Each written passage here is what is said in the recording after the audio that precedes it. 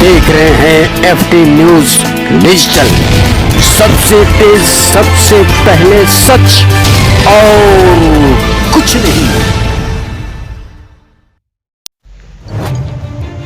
सिद्धार्थनगर जिले में आंगनबाड़ी कर्मचारी एवं सहायिका एसोसिएशन उत्तर प्रदेश द्वारा धरना प्रदर्शन किया गया और इसके साथ ही DPO कार्यालय का घेराव किया गया। इस विरोध प्रदर्शन का जब आएंगे तब सौंपेंगे, तब तक यही रहेंगे, रात यही निवास करेंगे, दिन यही निवास करेंगे, हम अचले वाले नहीं हैं।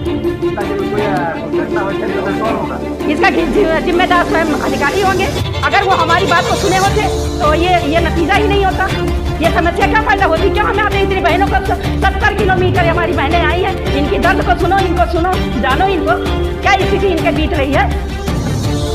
में सैकड़ों की संख्या में आंगनबाड़ी कार्यकर्ती एवं सहायिकाओं शामिल हुई और इस विरोध का कारण जिला कार्यक्रम विभाग द्वारा भ्रष्टाचार एवं आंगनबाड़ी कार्यकर्तियों के साथ होने वाले अन्याय को लेकर यह सभी सड़क से विभागीय कार्यालय तक प्रदर्शन की है और अपनी मांगों को लेकर एकजुट है।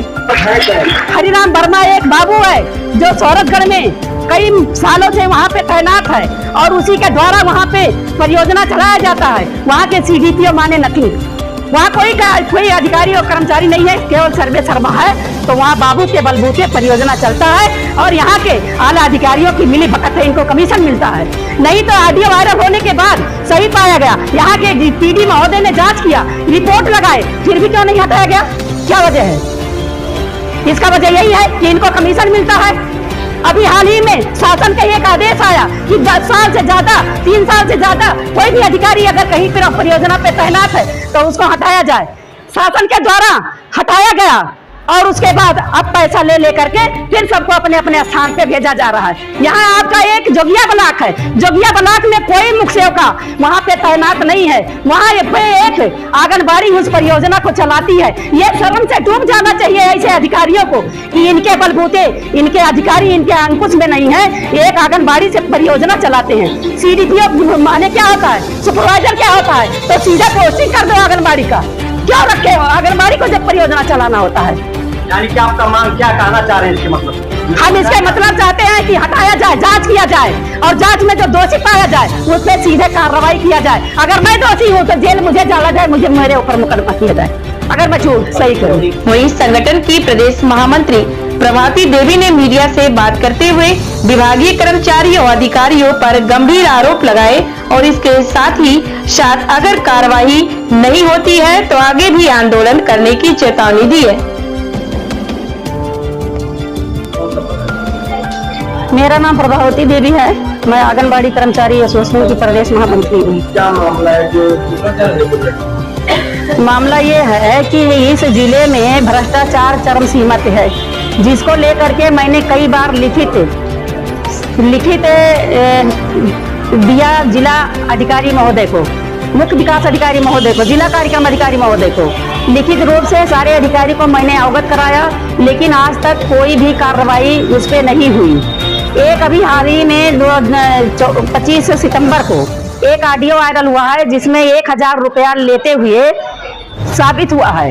उसको लेकर के मैंने कई बार आला अधिकारियों को अवगत कराया और आला अधिकारी के द्वारा कहा गया कि मैं आपके समस्या का समाधान करूंगी, लेकिन जांच भी हुई और सही पाया गया, लेकिन आज तक उस पर कोई भी कार्रवाई नहीं हुई, लालीपाप देते रहे। मैं तंग आ गई, लिखित रूप से करते कई चिट्ठियां मैंने लिखा, लेकिन एक भी चिट्ठी को संज्ञान में आला अधिकारियों ने नहीं लिया।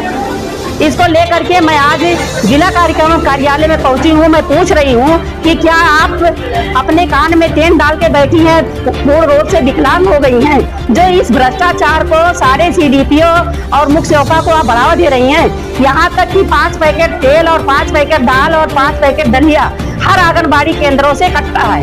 आंगनबाड़ी अगर उसकी आवाज उठाती है तो उसको सेवा समाप्ति करने की धमकी दी जाती है।